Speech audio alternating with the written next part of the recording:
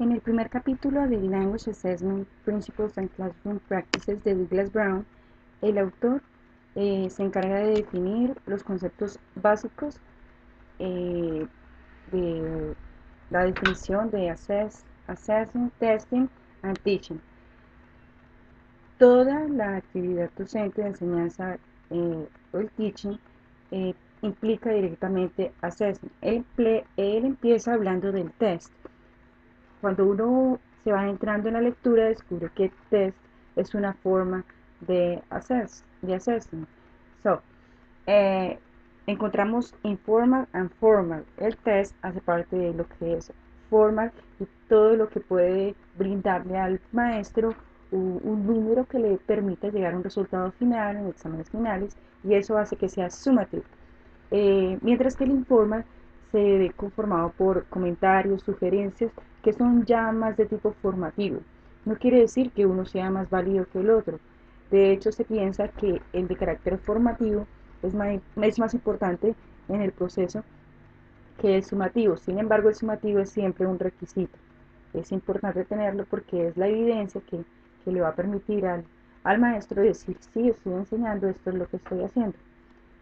El test está el non-reference y el criterion reference. El non-reference es el estandarizado, los que conocemos como ICAES, ICFES, o aquellos en segunda lengua como el TOEFL, que permiten al estudiante básicamente ubicarlo en una escala de acuerdo al grupo de personas que presenten el test.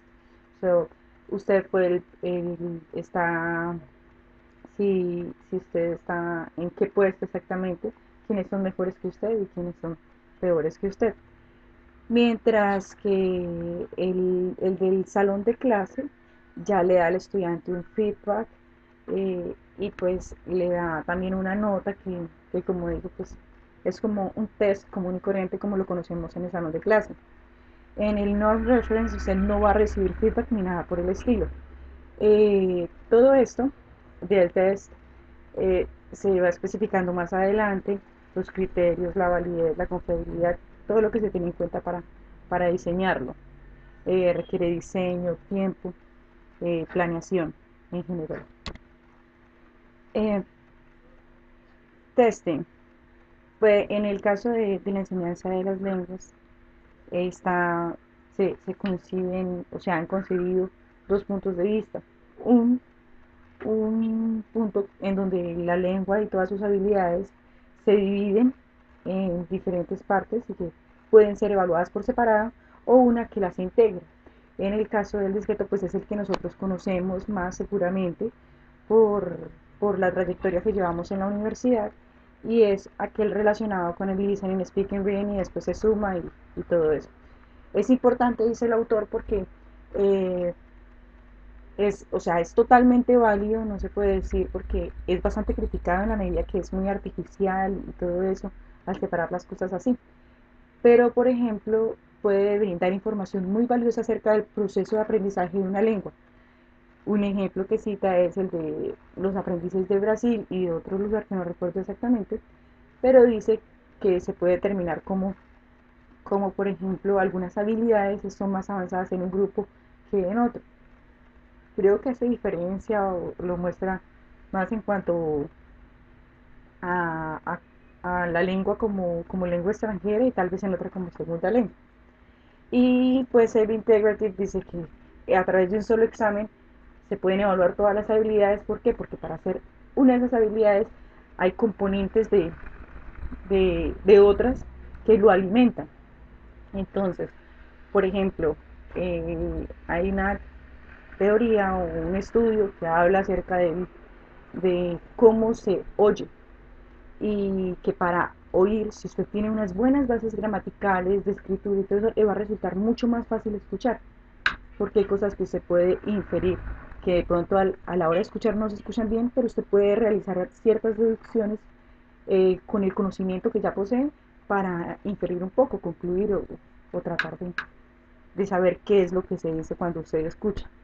Y pues es como un dictado ahí que explican que, que a través de un dictado usted tiene que saber escuchar, saber qué es lo que va ahí, lo que se escribe en todas las habilidades. El aspecto comunicativo del test es como que está teniendo más auge desde hace mucho tiempo y pues habla acerca de la utilidad de la lengua, de cuán útil es la lengua y qué tanto usted la puede utilizar en la vida real. Eso es Communicative Language Testing and Performance Based Assessment. Eso es, qué tanto le va a servir a usted como la herramienta para comunicar qué es la lengua. Y no como algo aislado, que usted puede que conozca muy bien en su forma, eso, pero a la hora de utilizarla, de pronto no logra hacerlo. Que también podría ser que usted pueda aprender una lengua, pero hasta que usted no demuestra que es capaz de utilizarla, no puede ser que la ha adquirido y que la está utilizando y que realmente se ha almacenado ahí, se ha establecido en su mente y realmente ha adquirido la diferencia entre aprender y adquirir también. O sea, ese es tal vez el propósito de esto. Eh, también hace la diferencia entre Traditional Assessment and Alternative Assessment. Y muestra básicamente eso, que son el tradicional es exámenes estandarizados, selección múltiple y tiempo determinado, eh, es completamente descontextualizado, eh, tiene norm reference scores, o sea, lo ubican usted en una escala, eh, que si la pregunta es correcta o no, lo que suma y da un producto final orientado hacia el producto, no es interactivo. El alternative es que es continuo, es así como podría decir como estar muy pendiente del proceso formativo, tiene que ser muy contextualizado, debe ser individualizado, permitir las respuestas creativas y abiertas de carácter formativo, como ya dijimos, orientado al proceso, interactivo y pues después se habla de algo muy importante y es que puede que se tienda a pensar que los exámenes estandarizados sean basados en computador, pero hay gente que lo hace así, que no lo hace así, que resulta fiable o no resulta fiable. Pero en términos generales puede parecer que a simple vista es muy práctico, pero hay que tener en cuenta todas las implicaciones que puede tener esto. Creo que no hay que explicar mucho ahí. De pronto en el Computer Adapt Test, si de pronto se puede hablar de algo más particular, porque este tipo de examen brinda cierta individualización de cada persona. Es decir, en el ejemplo que cita el autor Douglas, él dice que de acuerdo a la calidad o al tipo de respuesta que da el estudiante, se le va a determinar un nivel de dificultad. Y entonces, pues, si el estudiante no responde muy bien, digamos así, entonces se le va poniendo como cada vez más facilita y así se sabe más o menos cuál es el nivel del estudiante. También hay otro tipo de examen que es en computador, que no lo menciona el autor, pero que no se trata de preguntas correctas o incorrectas, hay unas que son completamente correctas, otras que son medio correctas y que pueden ser bien, pueden funcionar y ¿qué pasa? Eh, el estudiante puede que responda, o la persona, el que esté tomando el test puede que responda de la manera incorrecta o no del todo correcta y el computador le vuelve a poner la misma pregunta y él no puede avanzar hasta que no seleccione la pregunta, o sea, la respuesta correcta, hasta que no la responda correctamente. Entonces, cuantos más intentos haga la persona, quiere decir que su nivel es más bajo. Si usted a la primera acierta, bueno, es que conoce muy bien eso y va siguiendo, continúa, pero de acuerdo a eso se va determinando. Ese también entra entre el tipo de test que es adapte y que brinda cierto tipo de individualización. No es así como todos por completo, sumen lo que. No, es como para cada persona, se va adaptando para cada quien. El concepto de practicidad está relacionado con eso, que no sea caro, que el tiempo, o sea, que sea apropiado para el tiempo, que sea fácil de administrar, de evaluar, en el de calificar básicamente. Entonces, puede que uno tienda a pensar, pero hay muchas, es bastante discutible cuán útil puede ser de pronto un computador, porque pueden pasar imprevistos, que se vaya la luz, que se pierda el examen, muchas cosas. De pronto es más fácil es el que está en papel en lugar de que está en el computador.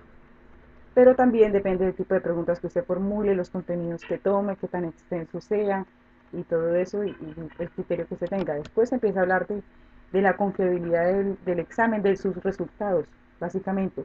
Entonces está una relacionada con el estudiante.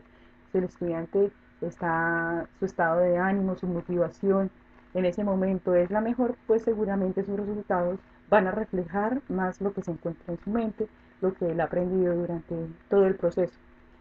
Mientras que si el estudiante se encuentra un poquito down, bajito, desanimado, o de pronto su motivación o sea, todo eso afecta su motivación en el momento, está enfermo, lo que sea, tal vez no se vea reflejado, el resultado no esté muy cerca de la realidad de ese individuo que está tomando el examen.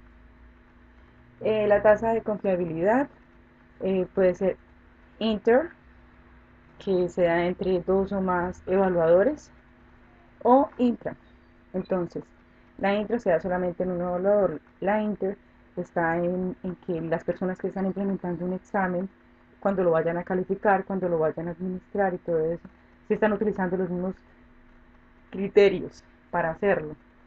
Entonces, si las dos personas presentan diferencias en cuanto a los resultados, que sean muy abruptas, tal vez puede que algo esté pasando ahí, valdría la pena analizar y cada criterio que tenga cada persona, o en el momento de administrarlo, si uno lo administra de una forma y el otro de otra, aunque sea en un examen, pues puede que haya algo de falencias, especialmente cuando las preguntas son abiertas y eso.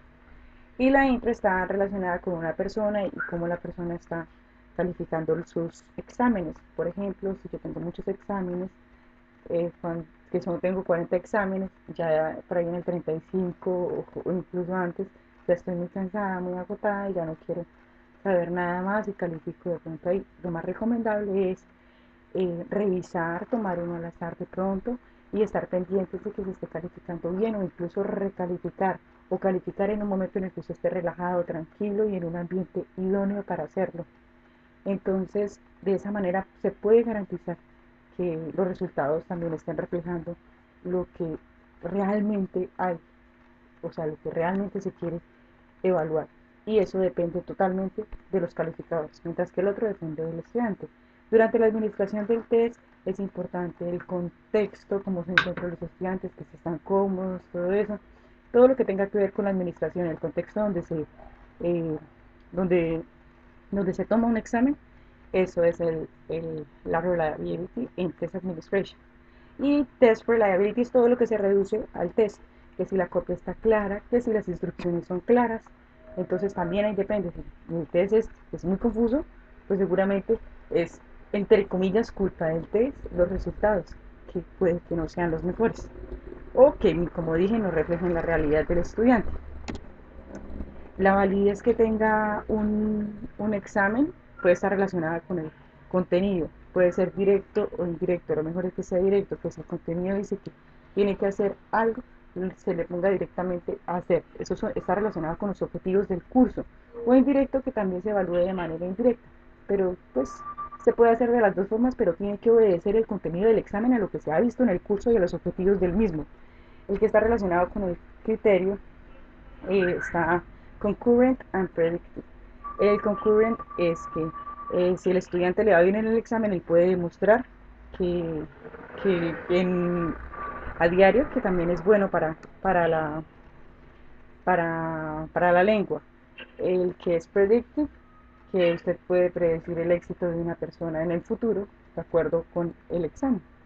El Construct Related Evidence es que está relacionado con los fundamentos teóricos que basan esos objetivos, o sea, no son los objetivos como tal, sino que los aspectos que está tomando, especialmente el aspecto comunicativo, que se cumpla y que esté presente. Y la consecuencia reality es que qué consecuencias tiene el examen para el estudiante. Entonces, él tiene que estudiar más y el impacto social que el examen tenga, dependiendo, por ejemplo, los que son non-reference y el que es en el Classroom. Y el face validity es cómo el estudiante ve el examen. Tiene que ser auténtico, reflejar la realidad de la lengua y en el WhatsApp cómo se da, es como relacionado con el feedback del estudiante.